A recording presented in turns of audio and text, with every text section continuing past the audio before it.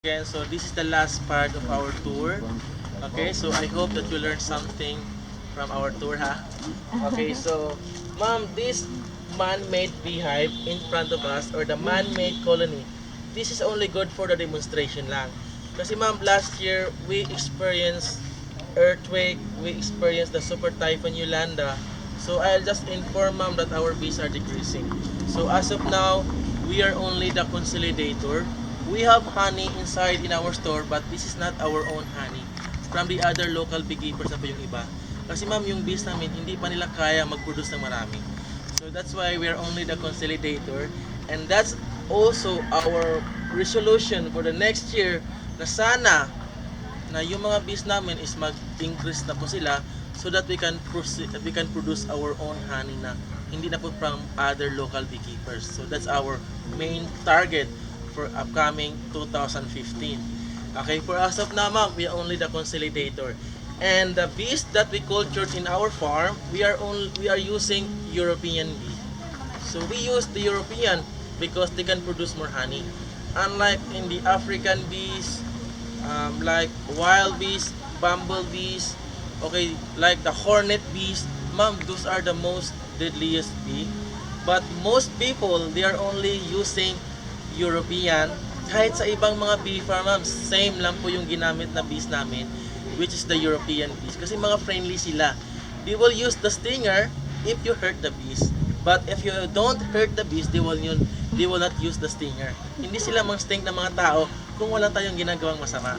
Okay, sa loob ng box, ma'am, or inside of this box, there are 50 to 60,000 of bees.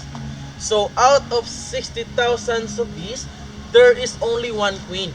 So meaning, so if you have 50 boxes, then you have also 50 queen. Kasi ma'am, every box, there's only one queen. Never happen na dalawa yung queen. Because if there are two queen inside the box, so it will cause by the trouble. Mag-aaway po yung queen kung sino yung pinaka-best na queen sa loob. So, you have to use only one queen for one group or for one box. For example, there are 3 boxes here. So, there are also 3 queens sa loob ng, or every box, only one queen. Then, aside from the queen, ma'am, there are also workers at saka yung mga drones. Okay, sir and ma'am, I have my simple question po sa inyong lahat. What do you think of the workers? Are they female or a male? Female. Okay, female. Okay, Only sir, the ma'am, drones you got the are correct male. answer. All the workers are female. That's why, sir, ma'am, girls power inside of the box or women power. Bakit sila marami? Bakit po marami ang mga workers? Because, sir, out of 100%, 70 to 80% are the workers and only 20 to 30% are the drones.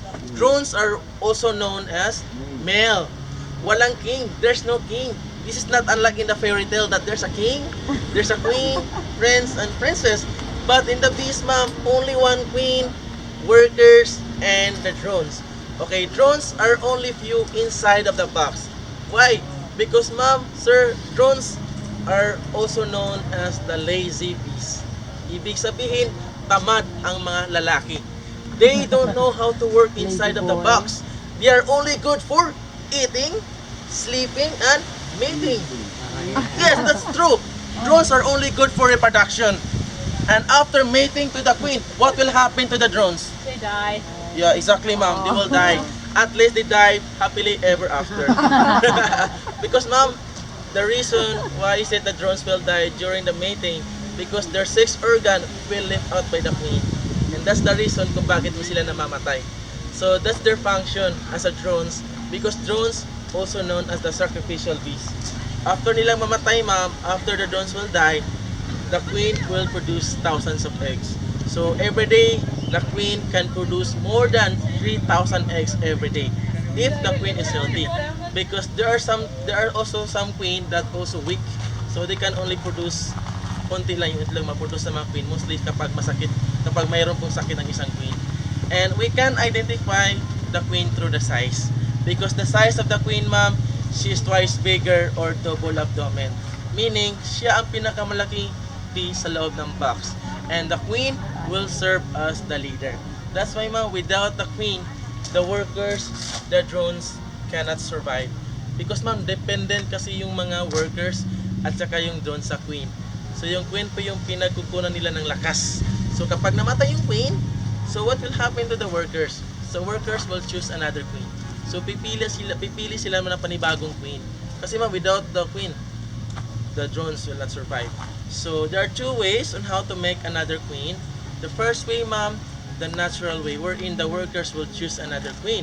Or else, we are using other way, which is what we call artificial queen. Meaning the beekeeper or the people can make their own queen. So tao na mismo ang gagawa ng panibagong queen, ma'am. Kaya lang, ma'am, parang kinopya lang namin yung procedure. But the materials that we are using plastic na. Kasi ma'am, kapag namatay yung queen, before the queen will die, so she have to lay another egg. So that's the special egg ng isang queen, ma'am, before siya mamatay. So we have to remove the last egg of a certain queen, and we have to put in a queen cup that is already made from plastic. We have to put the royal jelly so that the egg will become bigger. Because the royal jelly, ma'am, that's the favorite food for a certain queen. Kasi yung queen medyo social. Yung queen, she will never eat flowers. She will never eat honey. So she always eating the royal jelly that's also made from the young worker bee. So yung workers, ma'am, they have also division of labor. So there are three types of workers inside. So they have scout workers, field workers, or also known as the collector workers, and the third is the nurse workers. So the first set of bees that will fly every morning, kasi ma'am, ito yung entrance ng mga bees. So the scout workers will fly first every morning just to look only for the flowers. So after nila makita yung mga maraming flowers, so the scout workers will go back inside of the box and they will inform to the field workers kung nasaan po yung flowers. So ibig sabihin, ma'am, the field workers will gather all the flowers. Ibig sabihin, iba ang kukuha, iba ang maghahanap. That's why bees are well organized. And I hope that people also like that organized din tayo sa paghanap ng trabaho, sa paghanap ng pagkain, and everything. And the last part of the workers, ma'am, is yung nurse workers. So nurse workers will taking care all the bees inside. Like for the example, sir, kapag ang isang bees nagkasakit or one of the bees will get sick, so the nurse workers will take a big responsibility for that bee. And if that bee will die, ma'am, the nurse workers will kick out the dead bees because so that the other bees will not be affected from the other disease. Kasi ma'am, baka mapiktan po yung ibang mga bee kasi ma'am, sikit-sikit kasi sa loob, ma'am eh. That's why marami sila sa loob. So baka mapiktuhan yung mga bees na yung ibang mga bees, that's why madadama yung iba. That's why that's the purpose of the nurse worker. They will take care of all the bees inside of the box. Then for the workers, kung bakit po sila namamatay, okay, the worker also will die. Like for the example, if you got stung by the bees today, so meaning you got stung by the workers. Ma'am, drones, queen, they don't have stinger. Only the workers are having stinger. Because workers, ma'am, will serve as the guard. That's why, ma'am, hindi nila pinapabayaan yung entrance. Kasi ma'am, anytime pwedeng pasukin sila ng mga kalaban. So mostly, their best enemy is the wasp. Putakte or kiwot sa Bisaya.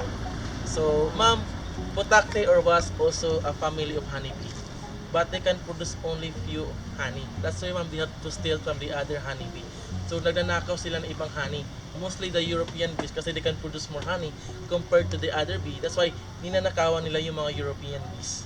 That's why, ma'am, wasp is also one of the invader sa mga European bees. That's why, ma'am, hindi nila pinapabayaan yung entrance kung bakit po maraming mga guard bees na nakabantay sa entrance. Kapag whoever the enemy will come, so they are the one who will defend the beehive together with the honey inside of their beehive. So that's the purpose kung bakit po may mga bees nandun po sa labas ng entrance. Kasi sila po yung nagbabantay kapag mayroon pong kalaban na darating. Okay? Then kapag na-sting kayo ng isang worker, ma'am, the workers will die.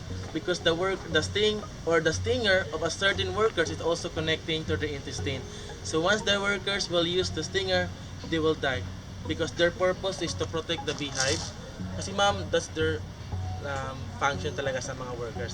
Namamatay sila. That's why the purpose of the queen, kung bakit po the queen will produce thousands of eggs every day for the replacement to all the workers and to all the drones who died inside or outside of the box. So no more question about the bees. Kung meron kayong tanong ma'am, you can ask me. How often you can harvest the honey here on the we can Philippines? harvest the honey, sir, twice a year only. Twice a year. So Okay. every 6 months we can harvest the honey. Not only for one box, but all the boxes, yung remaining boxes namin. So we have to harvest all the other boxes. Kasi ma'am, kapag nag-harvest kasi kami ng isang box, konti lang kasi yung ma-harvest namin eh. So for one box, that's only good for 5 to 6 letters. So if you have more than 50 boxes, so I think marami na yun. Then sa isang box ma'am, if you want to harvest, that's why you have to harvest quickly. Kasi ma'am, if you want to harvest the honey, you have to use the smoke. You have to use the smoker. Kasi ma'am, if you use the smoke, the bees are very much calm. They will not sting by the harvester o yung nag-harvest. That's why that's the secret weapon sa mga harvester ma'am. We are using smoker, smoke from the coconut husk. Okay, no more question? Okay, since you have no more questions, so I will open the box. So mostly the queen will stay inside of the frame. Dako gyud siya. Dako siya ma'am, twice bigger ayang kadakon. Sa duha ka workers mo yang size sa yang lawas. And the queen will transfer from one frame to the other frame just to produce the eggs. So lahat ng mga frame ma'am is meron pong mga itlog ng isang queen. So you can also touch the workers if you want, as long as wag niyo siya nang sasaktan, because if you hurt the bees, that's the right time that they will use the stinger. Kasi magagalit sila kasi sinira mo or pinatay mo yung isang bee. So once you kill one bee, so the 50,000 remaining bees is your enemy. So kalaban mo na yung mga yes. Kasi ma'am, they can feel or they can sense na namatay yung kasamahan nila, so atake yung iba. So you have to be careful lang po. You have already removed the eggs to Hindi pa ma'am. where are the eggs? Ay, yung eggs ma'am nasa loob lang po ng mga frame kasi gusto ko sanang i-leap out, but the advice of my beekeeper ma'am is not to leap out, baka ma-stress sila lalo eh. So if the bees will get stressed, hindi sila